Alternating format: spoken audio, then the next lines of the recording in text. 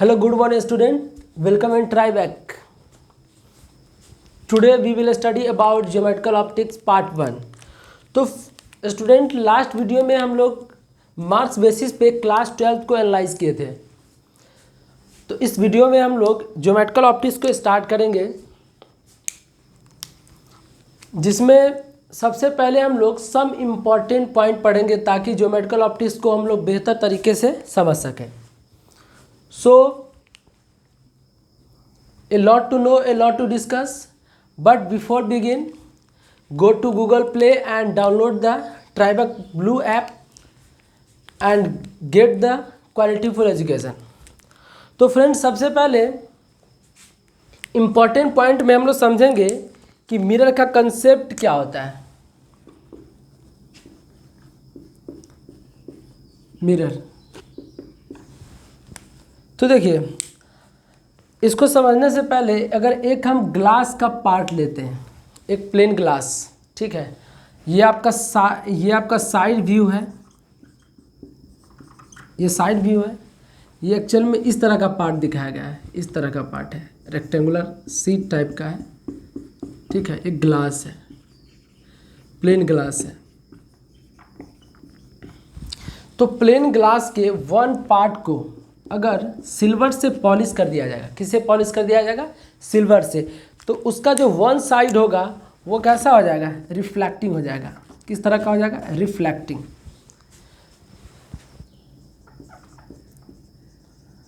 Reflecting surface.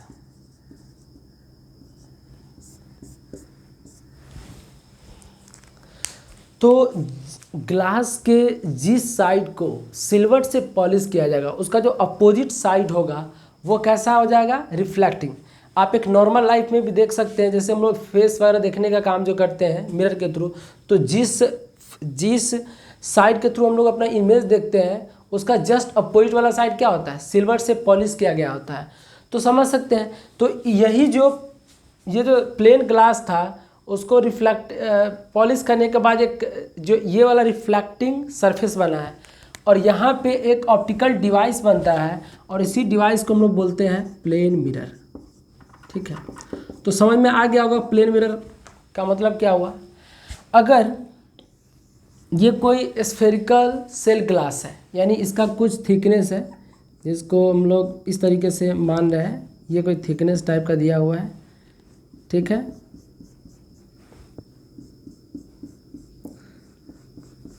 इस तरीके का, ठीक है।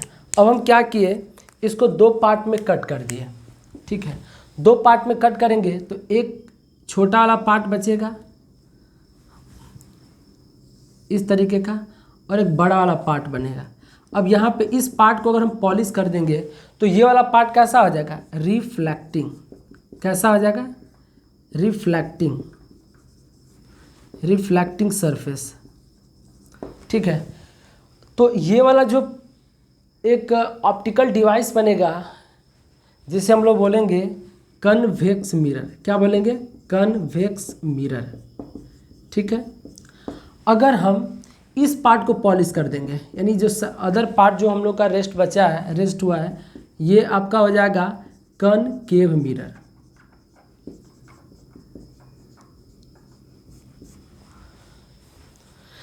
तो आपको समझ में आ गया होगा कि कोई भी ग्लास किस तरीके से मिरर में कन्वर्ट हो सकता है। तो यानी मिरर को हम कैसे डिफाइन कर सकते हैं कि polish glass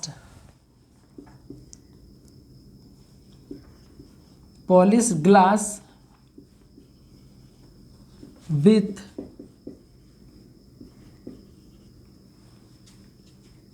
one side silvered,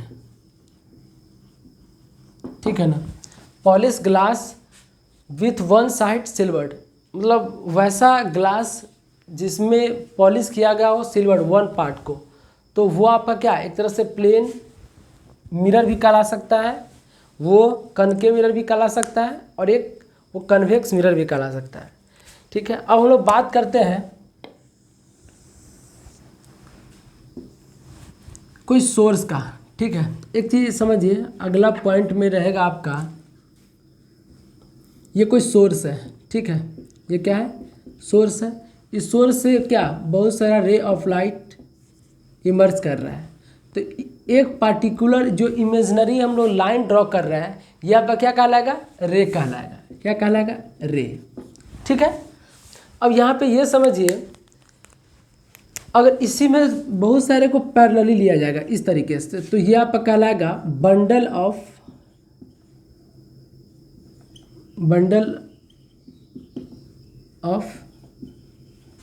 रे लाइट।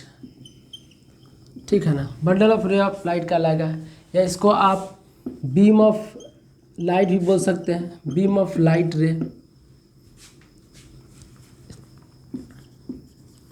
लाइट रे बोलना थोड़ा सा ज़्यादा अप्रिसिएबल है, बीम ऑफ लाइट रे। ठीक है, तो इस तरीके से आप बोल सकते हैं। तो सोर्स से हम लोग क्या मानते हैं कि उससे बहुत infinite number of ray of light जो इमेजिनरी होता है, जो रियल में होता नहीं है, बट हम लोग इसको हाइपोथेटिकली मानते हैं। अब यहाँ पे अगर किसी पॉइंट पे इस तरीके से रे ऑफ लाइट कन्वर्ज हो रहा है, यानी क्या हो रहा है, किसी एक पॉइंट पे टर्मिनेट कर रहा है, तो यहाँ पे एक इंसिडेंट रे का एक डिफरेंट ओरिएंटेशन है, और इसी को हम लोग बोलते हैं, इस तरह का group of ray of light जो हुआ इसको हम लोग बोलेंगे कन्वर्जिंग रे। क्या बोलेंगे, converging ray of light, converging ray. Simple, अगर ये समझना इंपॉर्टेंट है क्योंकि यही आगे जाके आपका कन्वर्जिंग लेंस बनेगा, कन्वर्जिंग मिरर बनेगा। अगर इसी पॉइंट पे अगर बहुत सारा रे ऑफ लाइट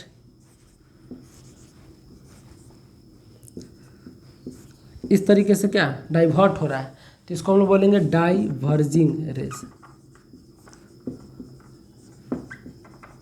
ठीक है, तो इस तरीके से हम लोग समझ गए, मिरर का कंसेप्ट भी समझ में आ गया, रे ऑफ लाइट का भी समझ में आ गया।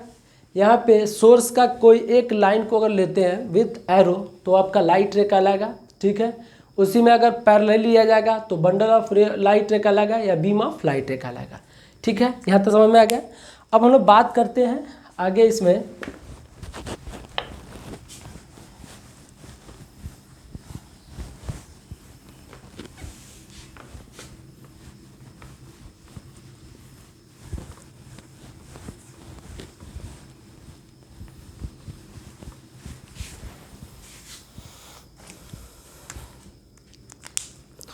तो नेक्स्ट पॉइंट जो हम लोग का है वो है रिफ्लेक्शन।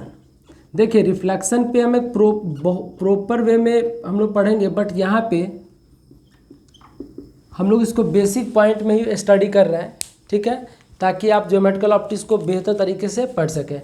रिफ्लेक्शन देखिए, जैसे हालांकि रिफ्लेक्शन पे हम इस पे आगे काफ़ी डेप्थ में बताएंगे, बट इम्पॉर्टेंट पॉइंट के तहत हम एक ओवरव्यू दे रहे हैं ताकि आगे जो मैथमेटिकल बताया जाएगा वो समझ में ज़्यादा है। यहाँ पे एक प्लेन मिरर हम इस तरीके से लेते हैं। ठीक है, इस तरीके से एक प्लेन मिरर लेते हैं। ठीक है, अब यहाँ पे क्या हुआ, एक रे ऑफ लाइट इस तरीके से आया। ठीक है, इस पॉइंट पे स्ट्राइक किया और फिर ये इसी मीडियम में बैक चला गया, यानी इस मीडियम में था। ठीक है, ये कोई सोर्स मान लीजिए एस, यहाँ से रे ऑफ लाइट आया, यहाँ पे स्ट्राइक किया, फिर इसी मीडियम में चला गया। यानी इसका ये मतलब हुआ कि इस सिचुएशन में क्या देखा जा रहा है कि रे ऑफ लाइट इसी मीडियम में था और फिर किसी सरफेस से टकराने के बाद फिर से उसी मीडियम में रिटर्न आ गया। तो इसी को आप बोल सकते हैं bouncing back of light. Bouncing back of light is called reflection. देखिए, इसका डिफिनीशन बहुत तरीके से दिया जा सकता है, but we will discuss simple definition. ठीक है, तो यहाँ पे रे ऑफ लाइट एक ही मीडियम में था और फिर से उसी मीडियम में चला गया, तो आप बाउंसिंग बैक ऑफ लाइट को रिफ्लेक्शन बोल सकते हैं। ठीक है, अब यहाँ पे क्या किए, इस पॉइंट पे एक नॉर्मल ड्रॉ किया गया। इस पॉइंट पे क्या किया, ड्रॉ किया गया एक नॉर्मल। ठीक है, अब यहाँ पे नॉर्मल ड्रॉ किया गया तो ये बनेगा क्या, आई, और ये क्या बनेगा, आर। सर ये आई आर क्या होता है, समझ में आ जाएगा आपको। तो देखिए, जो रे आएगा वो क्या कहलाएगा, इंसिडेंट रे। क्या कहलाएगा, incident ray.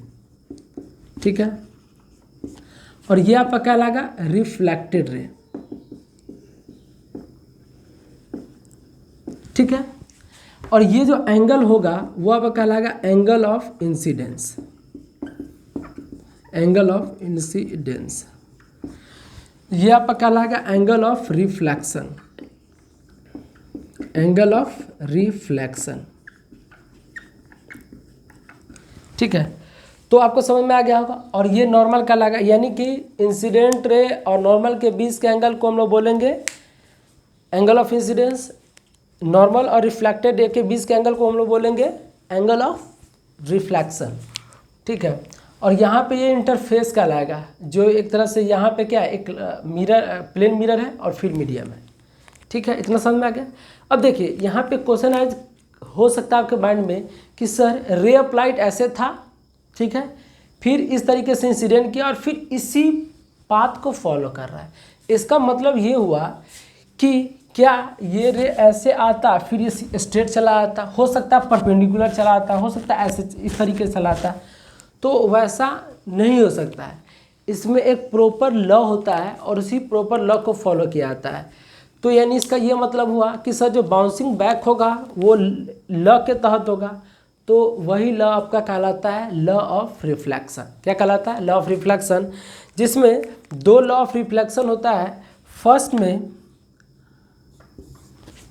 Angle of incidence, angle of incidence is equal to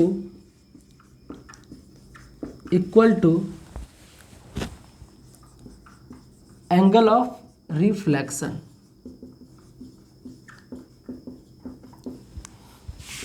that is angle I equal to angle R. ठीक है, यहाँ पे एंगल ऑफ इंसिडेंस क्या होगा? एंगल ऑफ रिफ्लेक्शन होगा। इसका मतलब ये हुआ कि जो नॉर्मल और इंसिडेंट के बीच का एंगल और नॉर्मल जो रिफ्लेक्टेड के बीच का एंगल जो होगा वो क्या होगा? इक्वल होगा। ठीक है, अब जैसे इसके एग्जांपल को हम समझेंगे।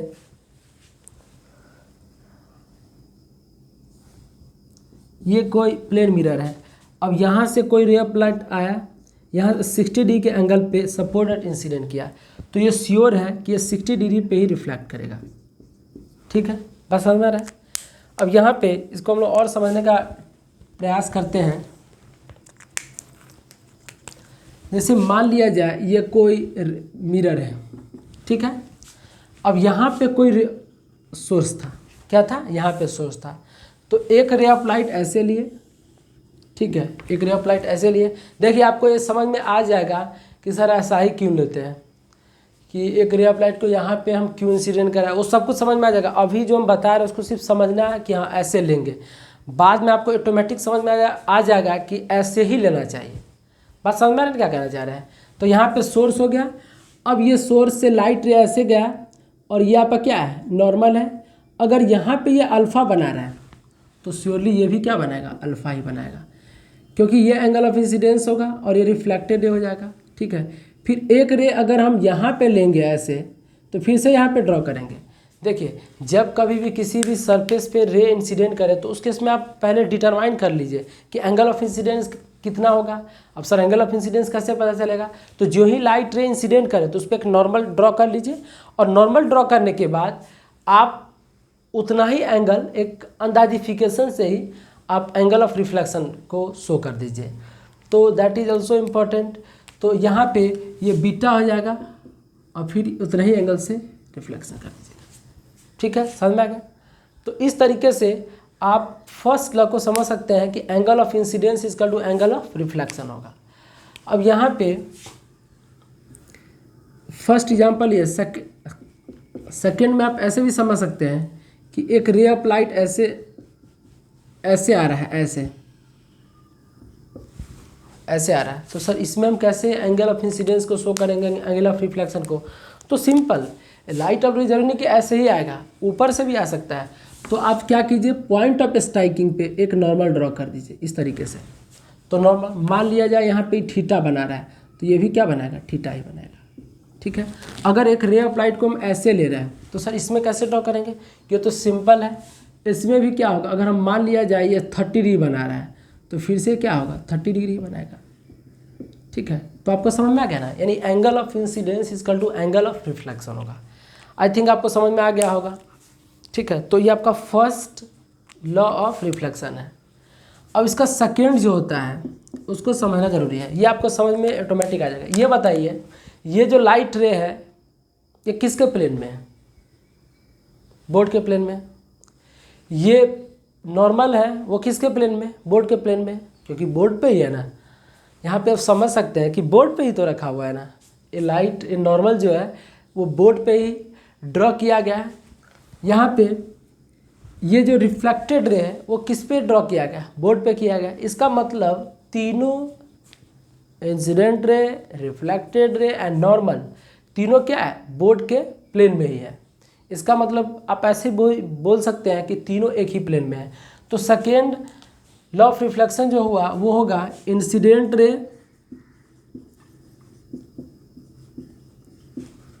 रिफ्लेक्टेड रे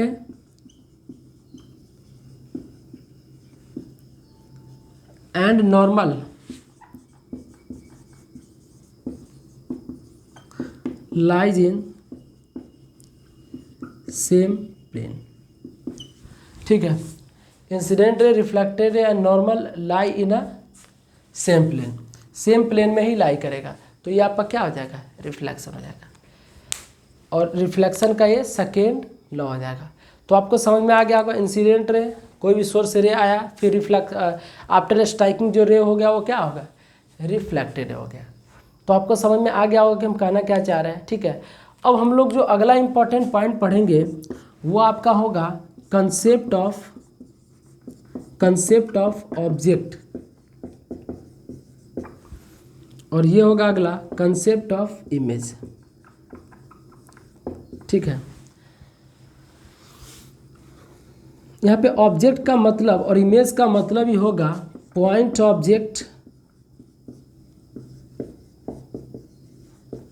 ऑब्जेक्ट और पॉइंट इमेज। यानी कहने का ये मतलब हुआ कि अगर आपको हम बोलेंगे ऑब्जेक्ट तो आपको ये कॉमन सेंस यूज़ करना है कि यहाँ पे इनडायरेक्टली पॉइंट ऑब्जेक्ट और पॉइंट इमेज बोला जा रहा है। तो देखिए, हम लोग मैथमेटिकली बात करेंगे। क्या बात करेंगे? मैथमेटिकली, कि पॉइंट ऑब्जेक्ट और पॉइंट इमेज। तो देखिए, अभी हम लोग क्या पढ़े? इंसिडेंट रे, रिफ्लेक्टेड रे पढ़े।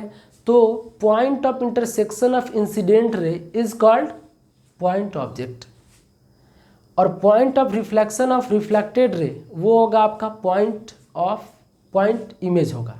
ठीक है, तो ये चीज़ आपको हम अच्छे से भी समझाएंगे। ठीक है, आगे हम लोग बात करते हैं। तो इस चीज़, ये दोनों जो पॉइंट ऑब्जेक्ट और पॉइंट इमेज को समझने से पहले हम लोग थोड़ा एक शॉर्ट डिस्कशन करेंगे।